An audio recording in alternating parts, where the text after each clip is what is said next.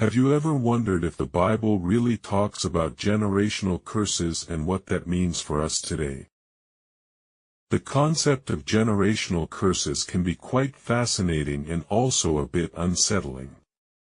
Many people believe that certain patterns of behavior, misfortune, or even sin can be passed down through family lines. But what does the Bible actually say about this? In this video, we'll explore some key biblical references to understand if generational curses are indeed a reality. The Bible does mention something about generational curses in several passages. One of the most well-known is in Exodus 20 verses 5 to 6. This verse talks about God visiting the iniquity of the fathers upon the children to the third and fourth generation.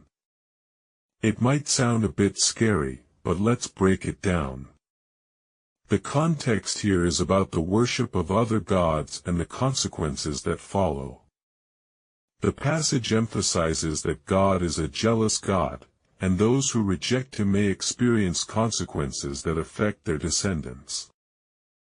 Understanding the historical context is crucial.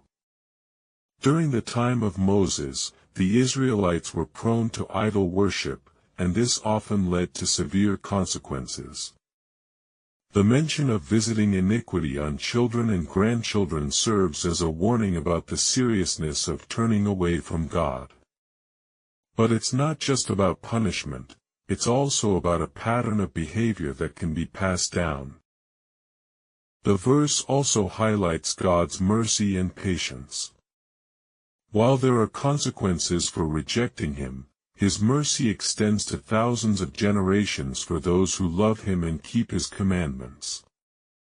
This balance between consequences and mercy is a recurring theme in the Bible. Deuteronomy 5 verses 9 to 10 reinforces the idea presented in Exodus. It again mentions the consequences that extend to the third and fourth generation. However, similar to Exodus, it also speaks about God's mercy and his covenant with those who love him. This repetition in Deuteronomy serves to emphasize the importance of the message. In both Exodus and Deuteronomy, the focus is on the covenant relationship between God and his people. The consequences mentioned are not arbitrary but are directly tied to the actions of individuals and their families. This isn't about an automatic or indiscriminate punishment but rather about the natural outcome of choices made. Ezekiel 18 verses 2 to 3 presents an interesting contrast. Here, the prophet Ezekiel addresses a common saying among the Israelites: "The fathers eat sour grapes, and the children's teeth are set on edge." This phrase suggests that children suffer for their parents' sins. Ezekiel, however, disputes this notion. Ezekiel makes it clear that individuals are accountable for their own actions. The soul who sins will bear the punishment. There's no automatic transfer of guilt from one generation to the next. This perspective shifts the focus from inherited guilt to personal responsibility. This doesn't mean that patterns of behavior can't be passed down. If children grow up in an environment where certain sins are common, they might be more likely to follow suit. But Ezekiel emphasizes that each person stands before God based on their actions, not their lineage. The New Testament also sheds light on generational curses, particularly in Galatians 3 verse 13. Here, Paul writes about Christ redeeming us from the curse of the law. This is significant because it presents a new perspective on curses and our relationship with God. Through Christ's sacrifice, believers are freed from the curse that results from not following the law. This redemption impacts how we understand generational curses in the context of Christianity. It suggests a shift from Old Testament consequences to a New Testament understanding of grace and redemption.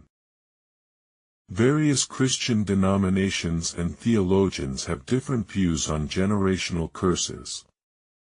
Some believe that certain patterns of sin or misfortune can indeed be passed down and may require specific spiritual interventions.